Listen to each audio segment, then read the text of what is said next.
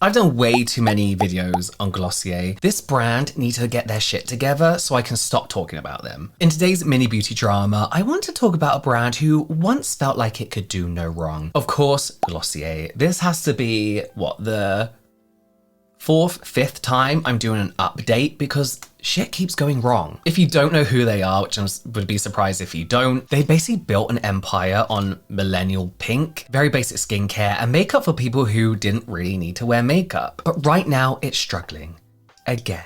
And they're making some of the toughest calls in their 11-year history, shutting 9 out of 12 stores, slicing the product lineup, laying off staff. It sounds like a brand in freefall. I should say continued freefall, except this time their comeback plan might actually work. They have a new CEO who's basically saying, we forgot who we are. So let's go back to 2014 quick. Emily Weiss launches Glossier after her Into the Gloss blog blew up, launching with 4 products, the Boy Brow, Balm Dotcom, Milky Jelly Cleanser, and Skin Tint. It wasn't fancy packaging anyway, but they did have that signature pink bubble wrap thing that really made it feel like the products were kind of like specially packaged for you. It wasn't just makeup and skincare though, it was a lifestyle.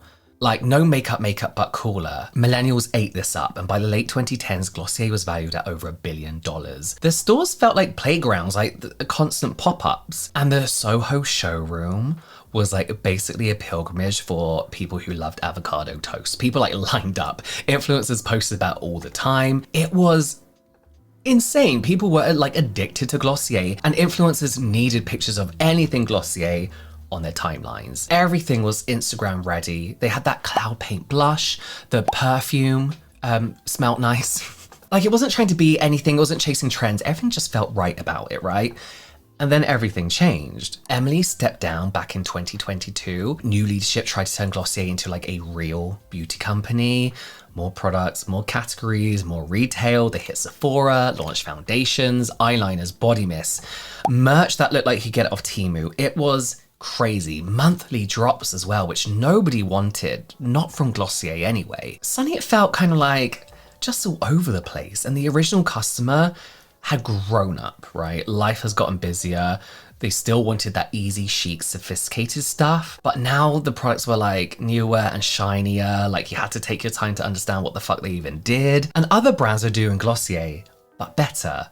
Rhode, Merit, Summer Fridays. Glossier started to look like it was chasing them instead of leading, when really Glossier set the tone for these brands. Stores were expanding fast as well. There was like Dallas, Boston, Vegas, Philadelphia, some in malls or casinos. It stopped feeling special. That kind of like need and want for everyone to have a bit of Glossier in their life. It kind of like people were over it. One quote from the new era really sums this up perfectly. The brand had become a product company across a lot of categories, rather than this curated brand focused deeply on their customers' needs in life. And that's a quote from Colin Walsh. But he was right, they completely lost the plot. They lost who they are.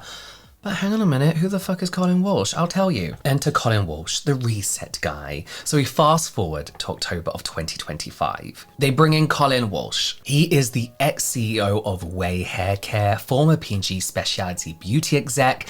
This guy knows how to run beauty brands and actually make money. He's been there about 6 months now, and he's not playing around. In an all-hands meeting, he lays it out, the big changes coming. And there are some big changes coming. They're closing 9 of their 12 stores over the next 2.5 years.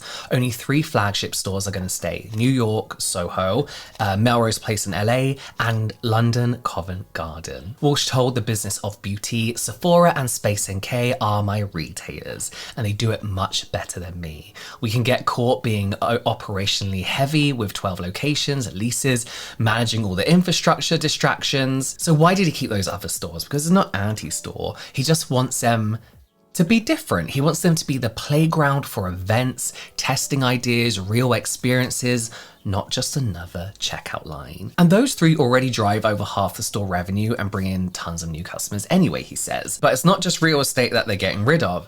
They're slashing the product lineup, getting rid of loads of stuff, back to hero products, focusing hard on what actually works, especially fragrance. Glossier U has been good for them, really, really good for them. Launched in 2017, now over 100 million in sales. New versions like Reeve Do Fleur and the Fresh Use.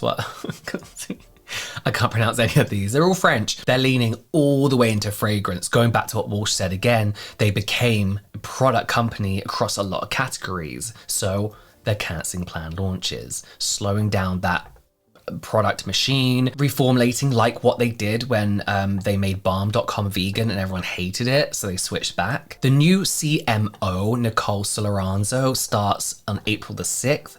April. Oh, she started. She worked with Walsh at Way as well, and she's taking over marketing, content, community, basically stewarding the whole brand vision during this refounding moment. They dropped the You Smell Good campaign, which is the first big push for You in 4 years. It's all about that personal scent story. Walsh says fragrance sales are already seeing double-digit growth since it launched. Smart move. Fragrance is a high margin, like that's why celebrities launch it all the time. Repeatable and growing like crazy in beauty right now too. But this like reset isn't going down so well on the inside. It's been quite bad for a lot of people. They've laid off about a third of headquarters staff, reduced the product pipeline. Walsh knows it's painful, saying you want to try and clean up and clarify as fast as you can, but that's a heavy lift. 70% of the corporate team has been there less than 3 years. A lot of them never knew the original Glossier girl. Walsh's job is reteaching the room who she is in 2026. Who he or she is. They are older now. They know beauty now is a different time. We're all like intelligent when it comes to beauty, but they still want that easy, elevated, no fuss products that make them look put together. Not full coverage, not trend chasing, just confidence in how she looks. That's Glossier. That's what Glossier was. So is this going to work? I don't think Glossier is dead. They're iconic, right? Last reported sales were 275 million in 2023. They're still big. The flagships are all in the right cities to keep that kind of like destination energy. Partnering strong with Sephora and Space NK lets them scale out without bleeding on the leases. Focusing on fragrance, give them a clear hero while they rebuild the core. Cloud Paint, Boy Brow, the classics. Analyst Amy Kapelneck from Forward Group put it well. She said Glossier's recent moves signal a shift from cultural darling to a more operationally focused business, prioritizing efficiency over growth at all costs. If you watch my other videos on Glossier, you will know that like the original kind of like magic behind Glossier and what made it so important was the curation and customer obsession, how they kind of went hand in hand. And Walsh is trying to drag the brand back there. No more racing to the next launch. Back to trying to connect and communicate with their community, as he says. Will it recapture though that 2010s kind of like nostalgia, that kind of like joy and need to collect the products that everybody had in the 2010s?